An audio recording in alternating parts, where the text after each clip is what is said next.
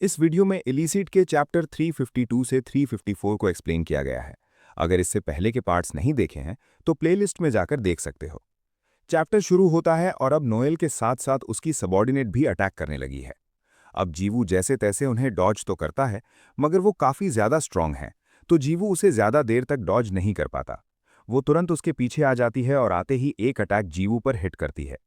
अब जीवू उसे डॉज नहीं कर पाता है और वो उसे पकड़कर दूर फेंक मारती है। वो यहीं नहीं रुकती, वो जीवू को रिकवर होने का टाइम ना देकर तुरंत अटैक कर देती है, जिससे वहां काफी बड़ा ब्लास्ट होता है। खैर, अभी के लिए तो जीवू इस अटैक को डॉज कर लेता है और सोचता है कि ये पिछले वाले ओपोनेंट से काफी ज्यादा स्ट्रांग है और जल्दी से यहां आने में मैंने काफी ज्यादा एनर्जी भी यूज कर दी। अब मुझे रिकवर होने के लिए टाइम चाहिए, लेकिन ये मुझे ओपनिंग भी नहीं दे रही। उधर इतने में वो एनर्जी गैदर करके अटैक कर देती है और जीवू उसे डॉज कर क्लोज आकर एक इलेक्ट्रिक अटैक करता है, लेकिन वो काफी आसानी से उस अटैक को बीच में ही पकड़ लेती है।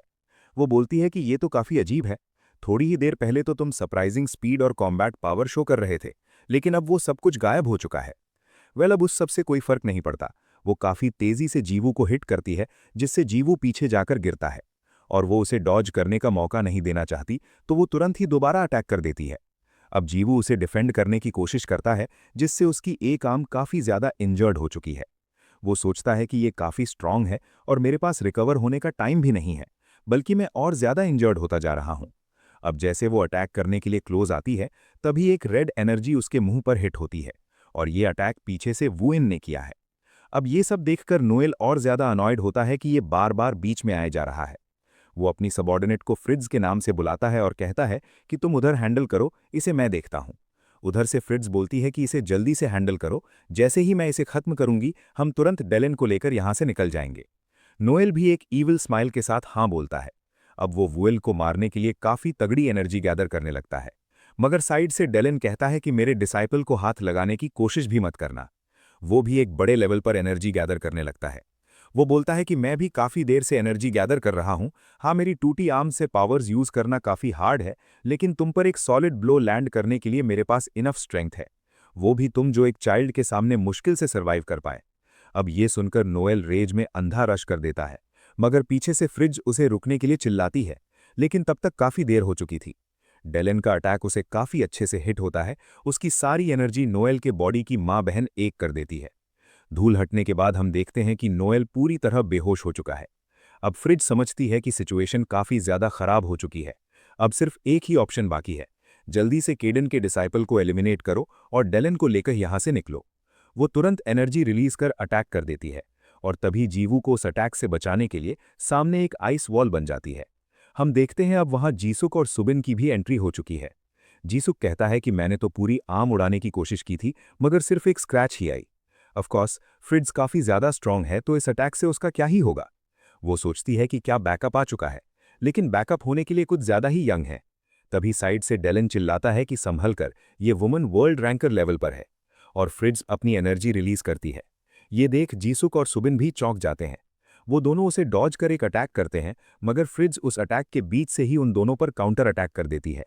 इस लेवल की पावर देख सुबिन और जीसुक समझ जाते हैं कि वर्ल्ड लेवल की पावर होने का क्या मतलब होता है। जिसुक कहता है कि अगर कोई स्ट्रॉन्गर अटैक ना किया गया तो हम इसे छू भी नहीं पाएंगे।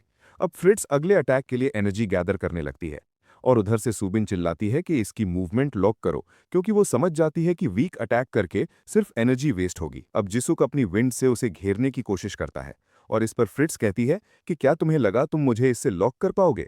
वो सिर्फ अपने हाथ से ही जिसुक की एनर्जी को स्कैटर करने लगती है, जिससे जिसुक आवाज लगाता है कि सुबिन जल्दी करो, मैं ज्यादा देर होल्ड नहीं कर पाऊंगा। हम देखते हैं कि सुबिन काफी एनर्जी गैदर करके एक स्ट्रॉन्गर अटैक प्रिपेयर करती है। वो अपने आइस से काफी बड़े स्पाइक बनाती है, जिसे देख डिलायन कहता है कि ये सिर्फ आइस के बड़े चंक ही नहीं बना रही, बल्कि ये आइस एलिमेंट की पावर को एक्सट्रीम लेवल पर कंप्रेस कर रही है। अब जिसुक की एनर्जी फुल्ली स्कैटर हो चुकी है, मगर इतने में सुबिन भी रेडी हो चुकी है। वो अपनी उस पावरफुल एनर्जी से फ्रिट्स की तरफ अटैक कर देती है। अब फ्रिट्स जिसुक की पावर से लॉक थी, तो वो अटैक उसे काफी अच्छे से डायरेक्ट हिट होता है। हम देखते हैं कि सुबिन का ये अटैक काफी ज्यादा पावरफुल है, क्योंकि वहां इस क्लैश से काफी तगड़ा एक्सप्लोजन हुआ है। अब धूल हटने के बाद फ्रिट्स कहीं दिखाई नहीं देती और वुइन कहता है कि क्या हमने उसे हरा दिया। ये सुनकर सुबिन और जिसुक उस पर गुस्सा करते हैं कि अपनी काली जुबान बंद रख। अब वो बात कर ही रहे होते हैं कि फ्रिट्स दोबारा से खड़ी हो जाती है। वो बिना समय गवाए एनर्जी गैदर करने लगती है, लेकिन सुबिन उसे रुकने को बोलती है। वो कहती है कि क्यों ना हम इस फाइट को यहीं पर रोक दें और अपने अपने रास्ते चले जाएं। वो कहती है कि सच कहें तो हमें नहीं लगता कि हम तुम्हें हरा सकते हैं, लेकिन तुम्हें भी हमें खत्म करने में काफी टाइम लगेगा, और उतने टाइम में रियल बैकअप यहां पहुंच जाएगा, और ये तुम भी जानती हो कि वो तुम्हारे लिए काफी खराब होगा। तो क्यों ना हम शांति से पीछे हट जाएं, और होगा कि अच्छा होगा अगर तुम उस बेहोश आदमी को भी साथ ले जाओ, है ना। अब फ्रिट्स भी समझती है कि हाँ, ये बात तो सही है, हमने पहले ही काफी टाइम वेस्ट कर दिया, और यदि बैकअप आया तो हमारे लिए काफी खतरनाक होगा। वो नोएल को उठाती है और कहती है कि ठीक है, अभी के लिए हम जा रहे हैं, लेकिन ऐसा दोबारा नहीं होगा। अब वो जाने ही वाली होती है, लेकिन तुरंत वो जीवू के पीछे पहुंचकर उसे एलिमिनेट करने की कोशिश करती है कि कम से कम मैं आज इसे तो मार कर ही जाऊंगी। अब फ्रिट्स अपना अटैक हिट करती कि उससे पहले जीवू काउंटर अटैक कर देता है, जिससे फ्रिट्स की एक आर्म उड़ जाती है। वो कहती है, मेरी आर्म, ये तुमने कैसे किया? तुम इतना जल्दी रिकवर कैसे हुए, जो तुमने इतना तगड़ा अटैक लॉन्च किया? अब वो आगे बिना कुछ बोले वहां से चली जाती है। उसके पास अब कोई और चॉइस भी नहीं है। इधर ये सब काफी ज्यादा रिलीव्ड फील करते हैं और चेक करते हैं कि क्या वुइन और उसका टीचर ठीक है। पीछे डिलैन काफी ज्यादा शॉक्ड है कि इन्होंने वर्ल्ड रैंकर से फाइट की, और ये इतने यंग भी हैं। उधर फ्रिट्स काफी तेजी से निकल रही होती है। वो सोचती है कि ये काफी बड़ी गलती हुई कि हम न तो डिलैन को ले जा सके और न ही केडन के डिसाइपल को एलिमिनेट कर पाए। तभी पीछे से केडन आता है और कहता है कि तुमने काफी अच्छा किया। उसे देख फ्रिट्स सोचती है कि द स्ट्रॉन्गेस्ट अवेकनर, जिसने बहुत से अवेकनर्स को हराया है और खुद के दम पर टॉप 10 बना, सोचा नहीं था कि मैं इससे यहां मिलूंगी, जिससे मैं कभी भी मिलना नहीं चाहती। अब केडन नीचे आकर बोलता है कि तुम्हारी वजह से मेरा डिसाइपल प्रॉपर कॉम्बैट एक्सपीरियंस ले पाया, उसके लिए वो थैंक्स बोलता है। ये सुनकर फ्रिट्स कहती है कि क्या तुम सब कुछ देख रहे थे? केडन कहता है, ऑफ कोर्स, लाइफ और डेथ बैटल ट्रेनिंग के लिए क्रूशियल होते हैं। हम देखते हैं कि अटैक के टाइम सभी अवेकनर्स एसोसिएशन के बाहर आ चुके थे। कर्टिन कहता है कि ये रुकीज के लिए जरूरी एक्सपीरियंस होगा। तभी इनह्युक कहता है कि उनकी लाइव्स खतरे में हो सकती है। इस पर प्लूटिन कहता है, क्या बिना किसी खतरे के कोई फाइट होती है? ये बैटल ही उनकी ट्रेनिंग है। केडन भी कहता है कि रैंक 100 के आसपास का अवेकनर मेरे डिसाइपल के लिए परफेक्ट अपोनेंट है। इधर फ्रिट्स सोचती है कि अच्छा, तो केडन हमारे साथ खेल रहा था। अब केडन कहता है कि तुम मुझे अपने बैकर का नाम तो नहीं बताने वाली हो ना?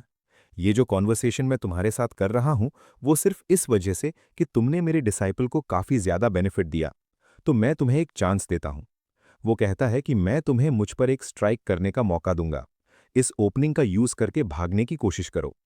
अब फ्रिट्स सोचती है कि ये मौका देकर तुम बहुत पछताओगे। तुम्हें क्या लगता है कि तुम मेरे अटैक्स को इग्नोर कर सकते हो? वो अपनी सारी एनर्जी गैदर करने लगती है। वो कहती है कि मैं खुद को केडन के साथ सेल्फ डिस्ट्रक्ट कर लूंगी। मगर तभी उस पर एक इलेक्ट्रिक स्ट्राइक गिरती है। उसकी सारी एनर्जी इलेक्ट्रिसिटी से बिखर जाती है। वो कहती है कि तुम्हें तो कहा था कि तुम मुझे अटैक करने का चांस दोगे। केडन ने इसका अच्छा चूतिया बना दिया। हाँ, यही बेवकूफ़ है जो केडन पर भरोसा कर रही है। केडन कहता है कि इतना देर इंतजार करके मैं खुद को कंट्रोल नहीं कर पाया। वो अपनी एनर्जी से फ्रिट्स को धूल में मिला देता है, और उन दोनों को खत्म करके केडन काफी ज्यादा रिफ्रेश्ड फील करता है। सीन शिफ्ट होता है और गीवुक माफी मांगता है कि ये हमारी गलती थी, हमें सिक्योरिटी और टाइट करनी चाहिए थी। हम देखते हैं कि डिलैन की पूरी बॉडी पर प्लास्टर हुआ पड़ा है। वो कहता है, कोई बात नहीं, ऐसी चीजें होती रहती हैं। वैसे भी किसी ने एक्सपेक्ट नहीं किया होगा कि टॉप रैंक्ड अवेकनर्स अटैक करेंगे। वो कहता है कि उन्हें कोई रेगुलर अवेकेंड का ग्रुप भी नहीं रोक पाता, और मैंने सुना कि कर्टिन और प्लूटन ने हेल्प के लिए आए एजेंट्स को बाहर ही रोक लिया था। गीवुक बताता है कि हाँ, उन्होंने कहा कि ये सिचुएशन किड्स को एक्सपीरियंस गेन करने के लिए परफेक्ट है, मगर ये काफी ज्यादा एक्सट्रीम अप्रोच थी। डिलैन कहता है, हाँ, ये बात गलत तो नहीं है। कुछ भी हो, किड्स ने काफी वैल्यूबल एक्सपीरियंस गेन किया होगा। उधर वुइन भी पूरी तरह बैंडेजेस में कवर है। जीवू पूछता है कि तुम ज्यादा पेन में तो नहीं हो? मैंने सुना कि तुम्हारी बॉडी की सारी बोन्स टूट चुकी थीं। वुइन कहता है, हाँ, मैं ठीक हूं, ये बेरेबल है। सुबिन कहती है कि वो दोनों टॉप रैंकर थे, तुम जिंदा बच गए, यही काफी लक की बात है। जिसुक कहता है कि हाँ, मुझे तो लगा था हमारा काम हो चुका है। वो जीवू से पूछता है कि क्या तुम ठीक हो? तुम्हारी भी हालत कुछ ज्यादा खास नहीं थी। अब जीवू की भी एक आर्म काफी इंजर्ड है। वो कहता है, हाँ, मैं पहले से काफी बेटर हूं। ये ज्यादा सीरियस नहीं था, और कर्टिन के सिखाए रिकवरी मेथड से मैं रिकवर करके इतना लंबा फाइट कर पाया। सीन शिफ्ट होता है और जीवू नील कर उन तीनों के आगे बैठा होता है। केडन कहता है, जीवू, तुम जानते हो तुमने खुद की स्ट्रेंथ को ओवर एस्टिमेट किया। स्पेशली यहाँ से इतना तेजी से मूव करना ही काफ़ी बड़ी गलती थी, क्योंकि फुल प्रिपरेशन के साथ भी तुम प्रिडिक्ट नहीं कर सकते कि चीज़ें कैसे निकलेंगी, और तुमने फाइट से पहले ही इतनी ज़्यादा एनर्जी वेस्ट कर दी। कर्टिन कहता है कि तुम्हारी फाइटिंग स्टाइल तुम्हारे लिमिटेड अवेकेंड एबिलिटीज पर फोकस कर एनिमी से एंगेज करना है। इसी वजह से तुम्हारी कॉम्बैट एंड्योरेंस काफ़ी शॉर्ट है। प्लूटन भी कहता है, भले ही तुम्हारी रिकवरी इंप्रूव हुई है, लेकिन फिर भी जो तुमने किया वो काफ़ी रेकलेस था। अब जीवू अपनी गलती मानता है और आगे से केयरफुल रहने को बोलता है। ये देख केडन उसे मोटिवेट करने के लिए कहता है कि हाँ, फिर भी तुमने अच्छी फाइट की। तुम अपनी पीक कंडीशन में भी नहीं थे, फिर भी तुम टॉप 100 रैंकर के सामने टिके। कर्टन कहता है कि हाँ, फाइट में बीच में रिकवर करके अपनी स्ट्रेंथ मैनेज करना एक अच्छा मूव था। तुमने गार्ड डाउन न करके अच्छा किया और अपने उस एनिमी की आर्म ब्रेक कर दी जिसने तुम पर पीछे से एम्बुश किया। प्लूटन कहता है, एंड तक विजिलेंट रहना और अचानक से आए एनिमी की आर्म ब्रेक करना एक एक्सीलेंट स्ट्रैटेजी थी। अब ये सब सुनकर जीवू काफी मोटिवेटेड फील करता है और वो दिल से उन तीनों को थैंक यू बोलता है। सीन शिफ्ट होता है और हम जूलियन को देखते हैं, जो काफी गुस्से में है। वो सोचता है कि हम डिलेन को तो लाने में फेल हुए ही, मगर हमने अपने 2 कोवर्टली ट्रेन्ड कॉम्बैट एजेंट्स भी खो दिए। उन दोनों को खोना सबसे बड़ा लॉस है। वो जीवू को कर्स करते हुए कहता है कि जीवू, तुम हमेशा मेरे रास्ते में आते जा रहे हो। अभी के लिए ये चैप्टर यहीं पर खत्म होता है।